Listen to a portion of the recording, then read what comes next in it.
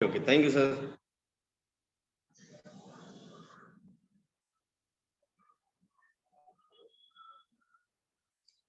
Good morning students, मैं सुरेश यादव बोरीवली मनपा school से आपका विज्ञान भाग 1 की क्लास में स्वागत करता हूं। आज हम लोग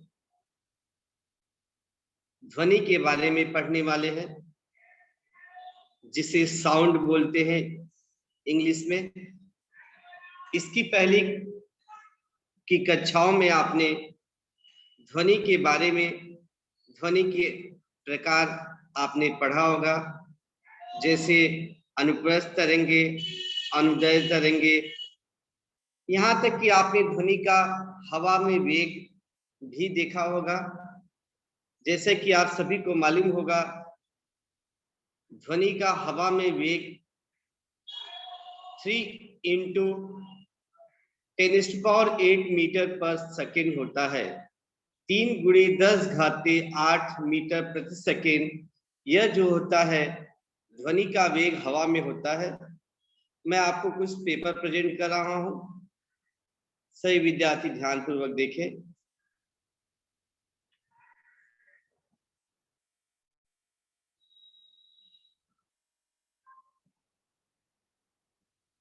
जैसे कि आज हम लोग कक्षा 9वीं का विज्ञान भाग 1 पाठ का नाम है ध्वनि के बारे में देख रहे हैं। ध्वनि का अध्ययन करते समय आज हम लोग, उसके पहले आपको टीचर्स ने ध्वनि का प्रकार, ध्वनि का वेग, यही नहीं आपने अलग अलग प्रकार की ध्वनि भी सुनाई दिया होगा। आपको यह भी मालूम होगा कि जो ध्वनि होती है, यदि 20 हर्ट्ज से 20,000 हर्ट्ज के बीच में यदि ध्वनि आती है, इस आवृत्ति की ध्वनि मानव अपने कानों के द्वारा सुन सकता है। लेकिन 20 हर्ट्ज से कम की ध्वनि मानव नहीं सुन सकता है। उसी प्रकार 20,000 हर्ट्ज से अधिक आवृत्ति वाला ध्वनि भी मानव नहीं सुन सकता है। यह आपको बताया गया होगा। मानव के अतिरिक्त कुत्ते, चूहे, चमगादड़, डॉल्फिन जैसे प्राणी, उन्हें प्राप्त विशेष क्षमता के कारण मानव को सुनाई न देने वाली पारस्य ध्वनि सुन सकते हैं। तो उनको विशेष क्षमता प्राप्त है बच्चों, जिसके कारण जो मानव को ध्वनि नहीं सुनाई देती है, वह ध्वनि भी कुत्ते, चूहे, चमगादड़ और डॉल्फिन जैसे प्राणी सुन सकते हैं। तो आज हम लोग बच्चों नया टॉपिक पढ़ने वाले हैं, जिसका नाम है सोनोग्राफी। सोनोग्राफी का उपयोग हम लोग कहाँ करते हैं, आप सभी विद्यार्थियों को इस टेक्निक के बारे में आज मैं समझाने वाला हूं। पहले तो मान लिया कोई प्रेग्नेंट लेडी है। प्रेग्नेंट लेडी का मतलब यदि किसी माँ के गर्भ में बच्चा है, तो आप सभी विद्यार्थियों को मालूम होगा, तो उसकी जांच करने के लिए हम लोग डॉक्टर्स के पास जाते हैं। और जो डॉक्टर्स होते हैं वह कंप्यूटर की मदद से उसकी जांच करते हैं। मैं आपको यह चीज भी दिखा रहा हूँ, वह कंप्यूटर भी दिखा रहा हूँ, जिसकी मदद से लोग जांच करते हैं। देखिए कंप्यूटर का सेटअप है बच्चों, यह सेटअप आपको दिखाई दे रहा होगा। इस सेटअप की मदद से डॉक्टर जो होते हैं वह माँ के गर्भ में पलने वाले बच्चे की जांच करते हैं। वह कैसे करते हैं, मैं ये भी आपको टेक्निक बता रहा हूं। जांच के लिए देख सेकंड आकृति में आपको दिखाई दे रहा होगा सोनोग्राफी यंत्र। एक लिक्विड होता है जो माता के पेट पे लोग लगाते हैं, और उसी के ऊपर एक सलाईनुमा एक उपकरण होता है, गोला सा होता है, इसको यहाँ पे प्रेस करते हैं। मैं प्रेस का मतलब दबाते नहीं है, स्लोली स्लोली इसके ऊपर रफ करते हैं, मतलब इसके ऊपर घसीटते हैं, जिसके कारण एक ध्वनि का निर्माण होता है, और वह ध्वनि जो होती है वह माँ के गर्भ में जाती है, और उस ध्वनि को हम लोग सुन नहीं सकते हैं। और वह ध्वनि जब माँ के गर्भ में जाती है तो कंप्यूटर के ऊपर एक इमेज प्राप्त होता है। इस प्रकार का इमेज आप देखे होंगे, बहुत बार आप इस प्रकार के इमेज को देखे होंगे। इस प्रकार से आज 10 इमेज डॉक्टर सोनोग्राफी के रूप में एक तरह से देता है, जिससे आप चेक कर सकते हैं कि बच्चा की पोजीशन क्या है, बच्चा का हार्ट बीट चल रहा है कि नहीं, उसके पूरे शरीर के हर एक अंग का डेवलपमेंट हुआ है कि नहीं। तो सोनोग्राफी के द्वारा टेस्टिंग किया जा सकता है। तो मैं आपको बताना चाहता हूं स्टूडेंट, सोनोग्राफी तकनीक में पार्श्व ध्वनि तरंगों का उपयोग करके शरीर के आंतरिक भागों के चित्र निर्मित किए जाते हैं, जिसकी सहायता से सूजन आना, जंतु संसर्ग और वेदना के कारणों को ज्ञात किया जा सकता है। यही नहीं बच्चों, हृदय की स्थिति, हृदयाघात मतलब दिल का दौरा के बाद की हृदय की अवस्था, गर्भवती स्त्रियों के गर्भाशय में गर्भ की वृद्धि देखने के लिए इस तकनीक का उपयोग किया जाता है। तो सोनोग्राफी का उपयोग क्यों किया जाता है बच्चों? पहला इसकी सहायता से शरीर के अंदर सूजन है, वेदना है, उसको पता किया जा सकता है। दूसरा, हृदय की स्थिति को ज्ञात किया जा सकता है। तीसरा, यदि किसी को दिल का दौरा पड़ा है तो उसके बाद की हृदय की अवस्था को बताया जा सकता है। चौथा, गर्भवती स्त्री के गर्भाशय में गर्भ की वृद्धि देखने के लिए इस तकनीक का उपयोग किया जाता है। तो अभी आपने बच्चों देखा कि सोनोग्राफी जो तकनीक है, इसका उपयोग कहां कहां किया जाता है। साथ में आपने यह भी देखा कि जो सोनोग्राफी तकनीक है, इसका उपयोग डॉक्टर किस प्रकार से करते हैं, किस प्रकार से वह कंप्यूटर के अंदर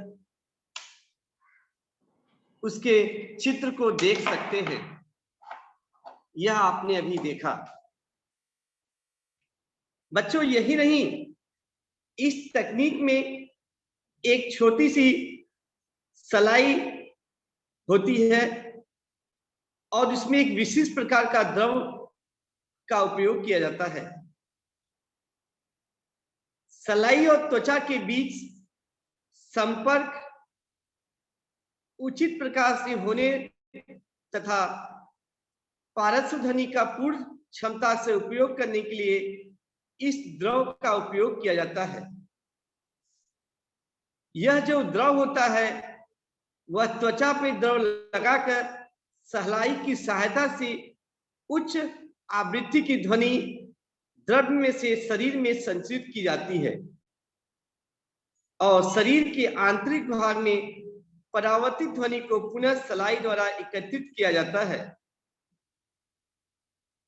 तो बच्चों, जो ध्वनि होता है उसकी आवृत्ति इतनी अधिक होती है कि वह मनुष्य के कानों को नहीं सुनाई देता है, और उस ध्वनि की सहायता से ही जो इमेज है जो सोनोग्राफी है वह बनता है और वह कंप्यूटर में दिखाई देने लगता है बच्चों।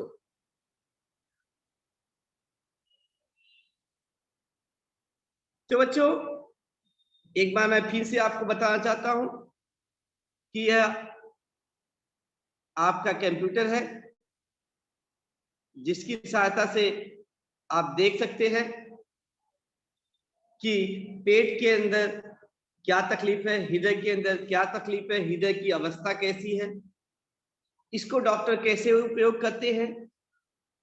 आपको पता है एक जो द्रव होता है वह त्वचा पे लगाते हैं और त्वचा के ऊपर एक सलाई नोकीला होता है, इसको थोड़ा सा रफ करते हैं, जिसके कारण एक ध्वनि का निर्माण होता है। वह ध्वनि जो होती है इसकी आवृत्ति बहुत अधिक होती है, वह हमारे कानों को नहीं सुनाई देती है और उसी ध्वनि के कारण इमेज तैयार होता है, इमेज बनता है, जिसे हम लोग सोनोग्राफी कहते हैं। यह जो तकनीक होता है बच्चों, यह वेदना रहित होता है, इससे किसी भी प्रकार का दर्द नहीं होता है और यह जो तकनीक है, वह जो तकनीक है बच्चों, वह अचूक होता है, इससे ज्यादा गलतियां भी नहीं होती हैं। इसीलिए आज चिकित्सा के क्षेत्र में उसका उपयोग, सोनोग्राफी का उपयोग बढ़ गया है। अभी सोनोग्राफी तो आ गया बच्चों, वह हमारे मनुष्य जीवन के लिए एक तरह से देखा जाए तो बहुत बड़ा चमत्कारी चीज है कि हम पहले से मालूम पड़ जाता है कि हमारा जो नवजात शिशु है, छोटा बच्चा है, वह पेट के अंदर कैसे है, उसके सभी अंग विकसित हुए हैं कि नहीं, जिससे हमें मालूम पड़ जाता है। वह हमारे मानव के लिए बहुत ही उपयोगी है। लेकिन बच्चों इस विज्ञान का मानव जो है दुरुपयोग भी करने लगा है। इस तकनीक के दुरुपयोग से मानवीय जीवन पे अनेक दुष्परिणाम हुए हैं, जैसे कि सोनोग्राफी तकनीक के आधार पे हमें यह पता चलता है कि जन्म लेने वाला भ्रूण कैसा है, उसकी वृद्धि कैसे हो रही है। किंतु इस तकनीक का दुरुपयोग कर लड़का लड़की के बीच भेदभाव करते हुए स्त्री भ्रूण हत्या का प्रमाण बढ़ रहा है। ऐसा करना कानूनन अपराध है। इसके लिए पीएनडीटी एक्ट बनाया गया है और जिसके कारण आपको सजा भी हो सकती है। इसीलिए कभी भी सोनोग्राफी करते समय इसका दुरुपयोग नहीं करना चाहिए। डॉक्टर से हमें उस भ्रूण की लड़का है या लड़की है उसका टेस्ट नहीं करवाना चाहिए। यह एक प्रकार से कानूनन अपराध है, उसके लिए सजा का भी प्रावधान है। इसीलिए बच्चों यह करना नहीं चाहिए। तो सोनोग्राफी का उपयोग क्या क्या है, सोनोग्राफी का उपयोग कैसे किया जाता है, सोनोग्राफी का हम लोग दुरुपयोग किस प्रकार से करते हैं, इसके लिए कैसे कानून बनाए गए हैं, ये सभी जानकारी मैंने आपको बताया। अभी हम लोग अगले टॉपिक की तरफ बढ़ते हैं बच्चों। जो दूसरा टॉपिक है, दूसरे टॉपिक का नाम है बच्चों मानवीय कर्ण। मानवीय कर्ण का मतलब होता है मानव का कान। मानव कान की रचना कैसी होती है, बाहर से सभी बच्चों को दिखाई दे रहे होंगे कि हर इंसान के पास 2 कान होते हैं, लेकिन हम लोग आज कान की आंतरिक रचना के बारे में भी पढ़ाई करेंगे। जैसे कि आप सभी विद्यार्थियों को कान की आकृति दिखाई दे रही होगी। सभी को मालूम है कान मानव का एक महत्वपूर्ण अंग है। कान से हमें ध्वनि सुनाई देती है। ध्वनि जो होता है, ध्वनि तरंगे कान तक आने पर कान का जो पर्दा होता है वह कंपित होता है और उस कंपनों का विद्युत तरंगों में रूपांतरण होता है और इन विद्युत तरंगों को श्रवण तंत्रिका के द्वारा मस्तिष्क तक भेजा जाता है और इसके द्वारा ही एक्शन होता है। मस्तिष्क के जाने के बाद ही हम लोग एक्शन करते हैं। जैसे हाथ ऊपर करो तो हम हाथ ऊपर कर सकते हैं, तो मस्तिष्क हमें आदेश देता है। लेकिन सुनाई कहां से देता है बच्चों? कान के द्वारा ही हमें सुनाई देता है। तो जो मानवीय कान है उनके कुल 3 भाग हैं। मुख्यतः जो मानवीय कान है उसके 3 भाग हैं बच्चों। एक एक भाग मैं आपको बता रहा हूं पहले कि ये 3 भाग कौन से हैं। मानवीय कान के 3 भाग हैं। पहला जो भाग है बच्चों, मैं आपको स्पॉटलाइट के द्वारा दिखाना चाहता हूं। मानवीय कान का जो बाहरी वाला भाग है वह है कर्ण पल्लव। ये पहला भाग है। मानवीय जो कान है वह 3 भाग इसके किए गए हैं। पहला भाग है कर्ण पल्लव और दूसरा भाग की तरफ हम लोग बढ़ेंगे बच्चों। 1 मिनट।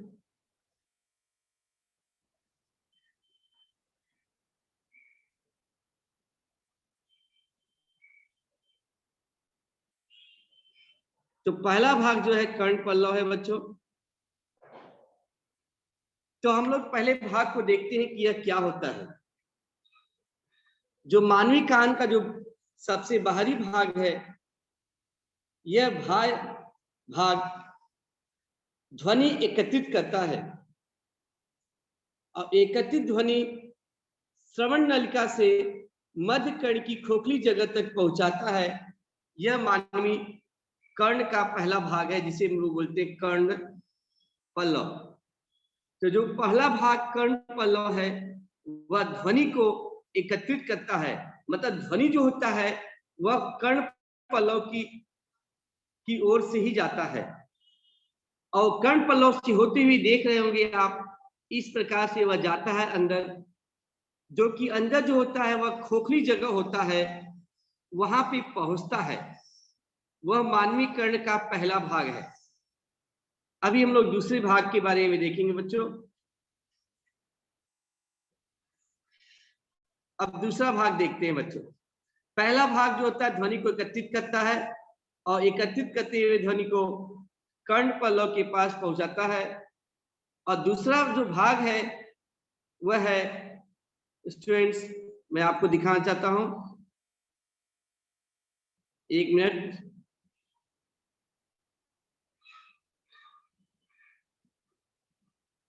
ये दूसरा भाग है जिसे बोलते हैं मध्य कर्ण, जिसे हम लोग बोले थे कि ध्वनि यहाँ पे आते हुए खोखली जगह पे आ गया है।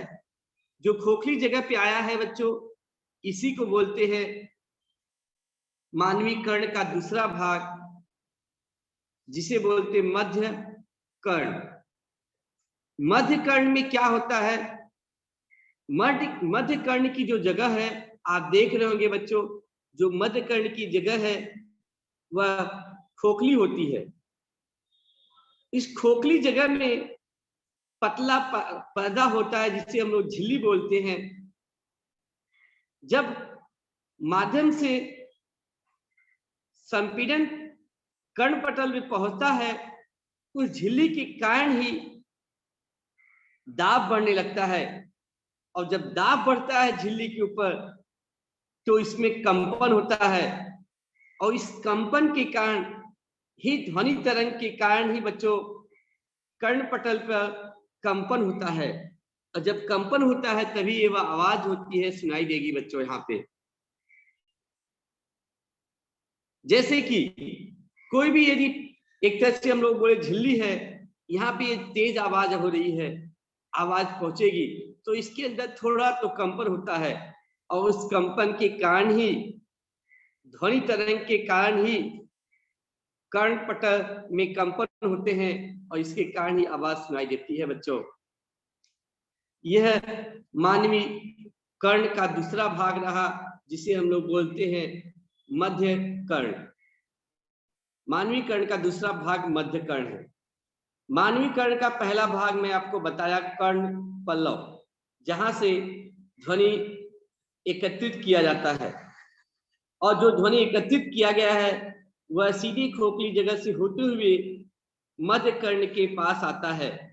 और जो मध्य कर्ण होता है वह खोखली जगह होता है, जहां पे एक प्रकार से देखा जाए तो एक झिल्ली होती है, और जो झिल्ली होती है वह दाब के बढ़ने से कंपन करती है, और कंपन करने के बाद ही वह गति करता है, और इस गति के कारण ही बच्चों कर्णपटल में कंपन होता है। अब हम लोग देखेंगे तीसरा भाग। जो तीसरा भाग है वह है अंतःकर्ण। कर्ण का जो तीसरा भाग है, मतलब मानवीय कर्ण का, मानवीय कान का जो तीसरा भाग है वह है अंतःकर्ण। अंतःकर्ण का मतलब होता है अंदर। तो बच्चों, जैसे कि आपने देखा कंपन हुआ, कंपन होने के कारण बच्चों श्रवण तंत्रिका तंत्र अंतःकर्ण को मस्तिष्क से जोड़ती है। जो अंतःकर्ण है वह जो होता है वह मस्तिष्क के द्वारा जुड़ा हुआ होता है। अतः कर्ण जो होता है, अंतर जो कर्ण होता है वह घोंघों के आकार का होता है। आपने घोंघे देखे होंगे, घोंघे जो होते हैं शंख के आकार के होते हैं, चक्राकार होते हैं। आप लोग समुद्र में जब कभी भी गए होंगे जुहू चौपाटी में, तो आपने घोंघा आकार देखा होगा। तो जो कर्णपटल से आने वाली कंपन होता है उसे अंतःकरण में स्वीकार किए जाते हैं, और उन्हें विद्युत तरंगों में परावर्तित कर दिया जाता है, और इन विद्युत तरंगों को श्रवण तंत्रिका द्वारा मस्तिष्क तक भेजा जाता है। और जब वह मस्तिष्क के पास में पहुंचता है तभी बच्चों यहां से कमांड आता है। तो यह जो होता है मानवीय कर्ण के 3 भाग रहे। तो मानवीय कर्ण का पहला भाग कर्ण पल्लव होता है, जो कि बाहर के परिवेश से ध्वनि को एकत्रित करता है, और खोखली जगह से होते हुए वह दूसरे भाग पे पहुंचता है। मानवीय कर्ण का दूसरा भाग है मध्य कर्ण। मध्य कर्ण जो होता है खोखला होता है, और एक प्रकार से झिल्ली होती है, वहां पे पहुंचता है, वहां पे कंपन होता है, और यहां से कंपन होते हुए वह तीसरे भाग पे आ जाता है, जिसका नाम है अंतःकर्ण। अंतःकर्ण जो होता है वह मस्तिष्क से जुड़ा हुआ होता है, और सीधे जो कमांड है वह मस्तिष्क को भेजता है। तो बच्चों, अभी हम लोगों ने मानवीय कर्ण के तीनों भाग को देखे। जैसे कि आपको यह भी मालूम होगा, कान एक महत्वपूर्ण अंग है। कान को स्वच्छ करने के लिए कान में लकड़ी, नुकीली वस्तु नहीं डाले, और ईयरफोन की सहायता से ऊंची आवाज में गाने न सुने, जिसके चलते कान के पर्दे को गंभीर क्षति पहुंच सकती है, नुकसान पहुंच सकता है, यहां तक कि बहरापन भी आ सकता है। इसीलिए सभी लोग, सभी विद्यार्थी ध्यान दें, कान को स्वच्छ करने के लिए कान में लकड़ी, नुकीली वस्तु नहीं डालें। यहां तक कि ईयरफोन की सहायता से ऊंची आवाज में गाना न सुने। यदि हम लोग ईयरफोन का उपयोग कर रहे हैं तो आवाज को हम लोग कम रखें, लो साउंड में सुने। अधिक आवाज, ऊंची आवाज में गाना सुनने से भी हमारे कानों को क्षति पहुंच सकती है।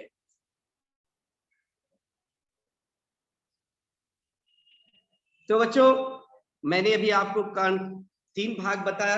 कर्ण के, मानवीय कर्ण के 3 भाग। पहला भाग मैं आपको बताया कर्णपल्लव, दूसरा भाग बताया मध्य कर्ण और तीसरा भाग बताया अंतःकर्ण। तो तीनों मानवीय कर्ण जो होते हैं उनके मुख्यतः 3 भाग हैं। पहला कर्णपल्लव, दूसरा मध्य कर्ण, तीसरा अंतःकर्ण। यदि परीक्षा में कभी कभी आकृति बनाने के लिए आता है कि मानवीय कान की रचना की स्वच्छ नामांकित आकृति बनाओ, तो आप लोग आकृति को बना सकते हैं। इस आकृति को बनाकर कम से कम 4 भाग को दिखा सकते हैं।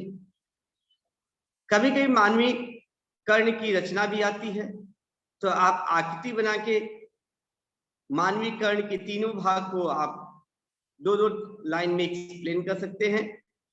पहला जो है कर्णपल्लव, दूसरा है मध्य कर्ण और जो तीसरा भाग है वह अंतःकर्ण। कान जो होता है एक महत्वपूर्ण अंग है। कान को स्वच्छ करने के लिए कभी भी कान में लकड़ी, नुकीली वस्तु नहीं डालें। यहां तक कि जब भी हम लोग ईयरफोन का इस्तेमाल करते हैं तो उसी आवाज में गाने न सुने, क्योंकि इसके चलते कान के पर्दे को क्षति पहुंच सकती है, बहरापन आ सकता है। इसीलिए सभी लोग को सावधानी बरतनी चाहिए। तो आज हम लोग बच्चों अभी सोनोग्राफी के बारे में देखें।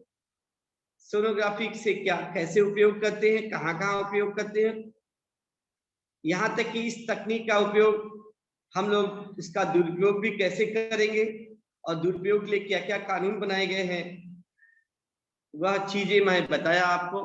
साथ में मानवीय कर्ण के बारे में बताया।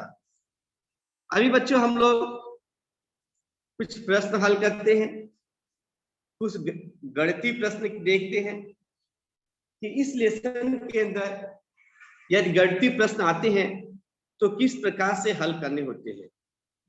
जैसे कि आपके सामने दिखाई दे रहा होगा, एक पहले प्रश्न को ध्यान से पढ़ना चाहिए। कोई भी गणितीय सवाल रहे उसके प्रश्न को ध्यान से पढ़ो, इसके बाद उत्तर निकालने की कोशिश करो।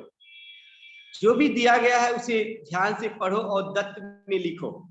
पहला दिया है 1.5 किलोहर्ट्ज आवृत्ति तथा 25 सेंटीमीटर तरंग दैर्ध्य की ध्वनि को 1.5 किलोमीटर दूरी तक तय करने के लिए कितना समय लगेगा। कितना समय लगेगा, समय पूछा जा रहा है। पहले आपको देखना है कि दत्त में क्या दिया है।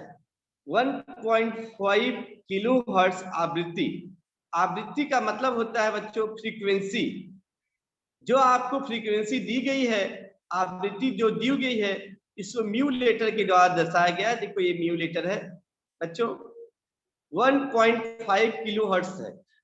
तो एसआई प्रणाली में किलोहर्ट्ज नहीं होता है, वह होता है हर्ट्ज होता है। इसीलिए उसको हर्ट्ज में हम लोग परिवर्तित करेंगे तो 1 kilohertz is equal to 10⁻³ hertz होता है। इसीलिए 1.5 × 10⁻³ हर्ट्ज हम लोग ने बदल दिया। अब इसके बाद देखते हैं तरंग दैर्ध्य आपको दिया है 25 सेंटीमीटर। तरंग दैर्ध्य का मतलब होता है लैम्डा, जिसे लोग बोलते हैं, वह दिया गया आपको बच्चों 25 सेंटीमीटर दिया गया है। सेंटीमीटर को मीटर में बदलने के लिए बच्चों 10⁻² से मल्टीप्लाई करना पड़ेगा। जब ऋण 2 का मतलब होता है बच्चों 2 अंक पीछे जाएंगे, तो 25 सेंटीमीटर है, 25 है, 2 अंक पीछे जाते हैं तो वो हो जाता है 0.25 मीटर। तो सेंटीमीटर को मीटर में बदलने के बाद वह 0.25 मीटर बन गया है।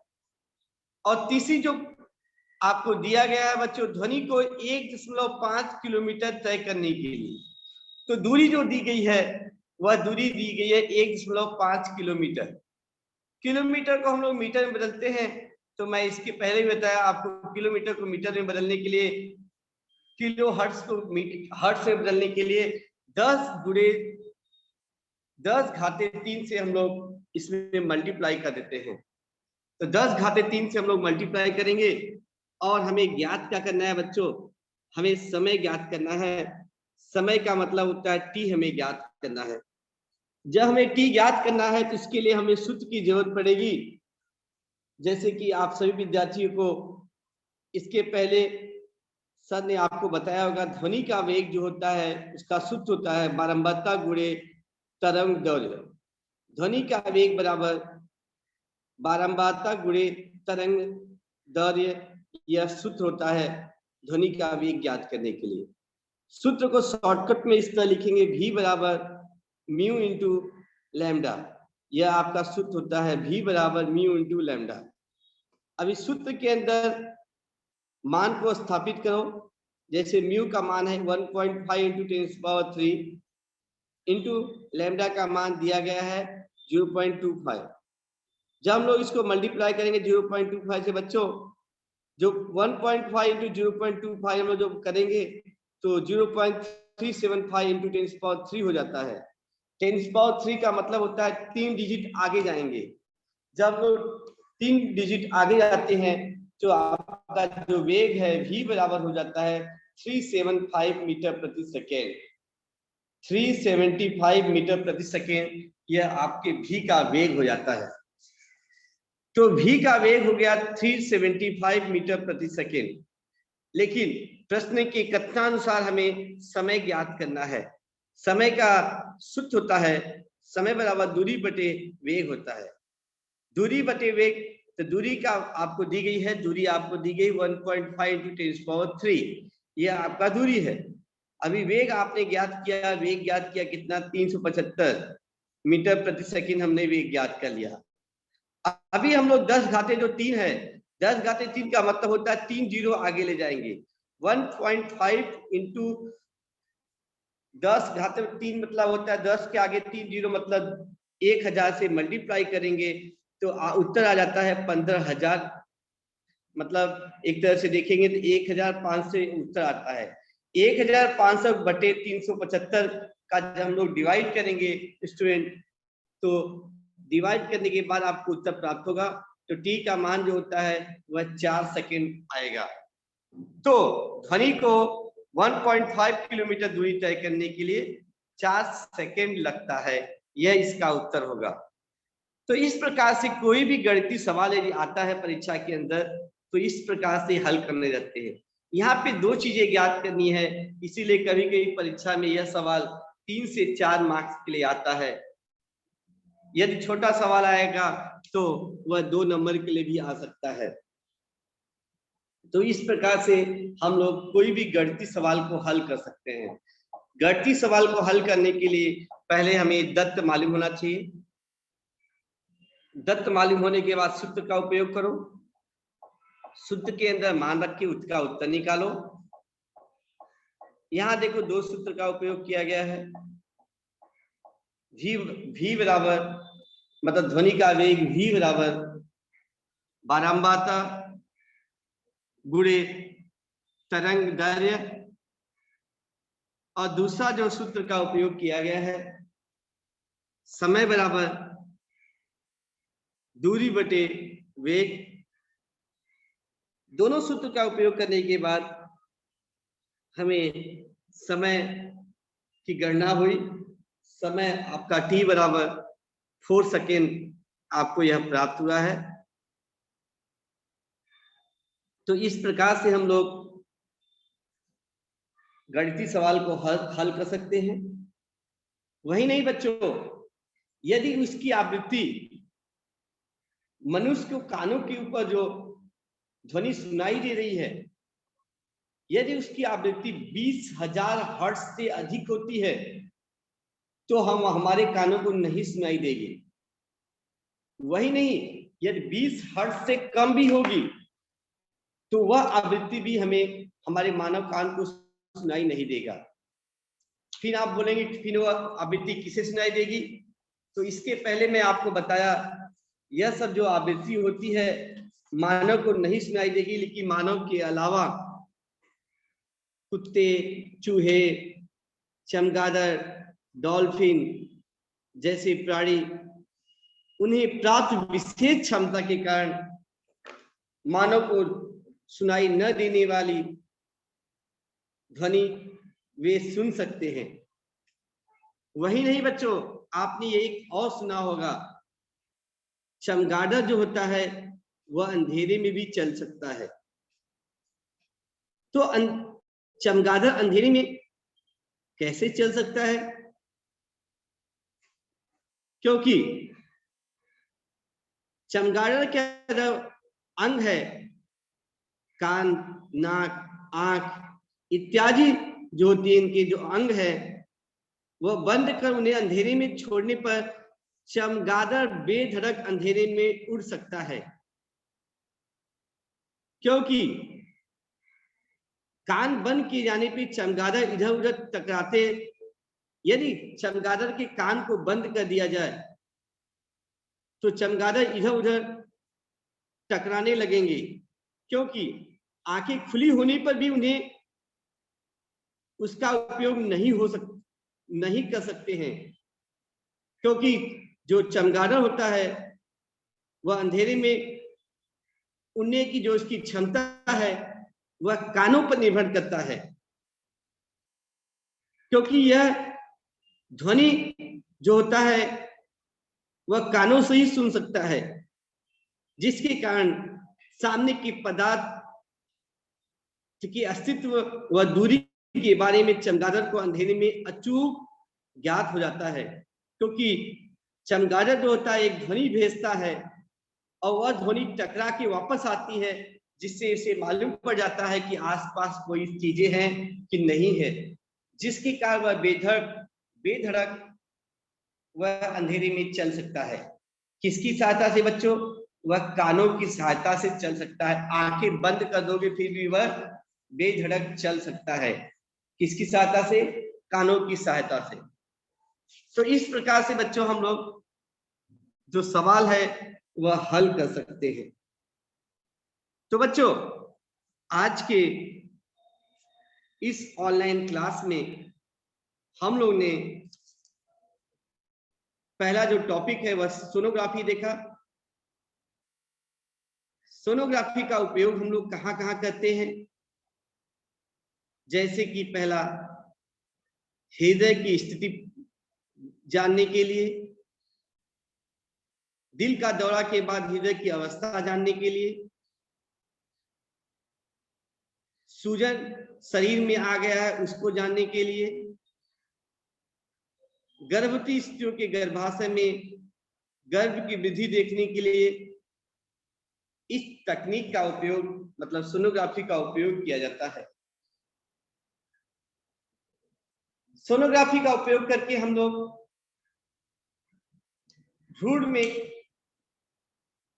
लड़का है या लड़की है इसका भी पता कर सकते हैं, लेकिन लड़का लड़की के बीच भेद करना स्त्री भ्रूण हत्या का प्रमाण बढ़ रहा है, जिसके कारण ऐसा करना एक कानूनन अपराध है और उसके लिए पीएनडीटी एक्ट के तहत आपको जेल भी हो सकता है। इसीलिए हमें ऐसा नहीं करना चाहिए। दूसरी चीज में पढ़ा, हम लोगों ने पढ़ा अभी मानवीय कर्ण के बारे में। मानवीय कर्ण की आकृति हम लोगों ने देखा। मानवीय कर्ण के मुख्यतः 3 भाग को देखा, कर्ण पल्लव, मध्य कर्ण और अंतःकर्ण, तीनों भागों को देखा। हमने यह देखा कि मानवीय जो कर्ण होता है मुख्यतः 3 भागों से बना होता है और हम लोगों ने यह भी देखा बच्चों आज कि कान जो होता है एक महत्वपूर्ण अंग है। कान को स्वच्छ करने के लिए कान में लकड़ी नुकीली वस्तु न डाले और ईयरफोन की सहायता से ऊंची आवाज में गाने न सुने, क्योंकि इसके चलते कान के पर्दे को गंभीर क्षति हो सकती है, नुकसान पहुंच सकता है। और इसके बाद भी बच्चों हम लोग ने देखा कि गणितीय सवाल, गणितीय सम्स को हम लोग किस प्रकार से हल करेंगे। दत्त लिखने के बाद सूत्र का उपयोग करेंगे, सूत्र में मान को रखेंगे और जो चीज ज्ञात करनी है उसे हमें ज्ञात करना है। Thank you students. आज के क्लास में हम लोगों ने यह 3-4 टॉपिक देखे हैं।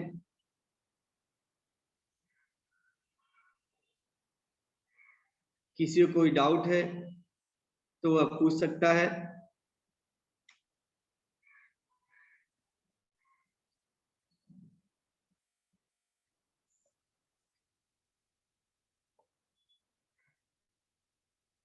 तो बच्चों आज हम लोग पाठ 12 ध्वनि का अध्ययन में 2 टॉपिक के बारे में देखा। पहला सोनोग्राफी और दूसरा मानवीय कर्ण। इसका उपयोग हम लोग अपने दैनिक जीवन में किस प्रकार से करते हैं, इसका हमें किस प्रकार से सावधानी पूर्वक इसका उपयोग करना चाहिए, क्योंकि यह अंग हमारे मानव के लिए बहुत ही महत्वपूर्ण है। Thank you student for listening my lecture. Thanks lot.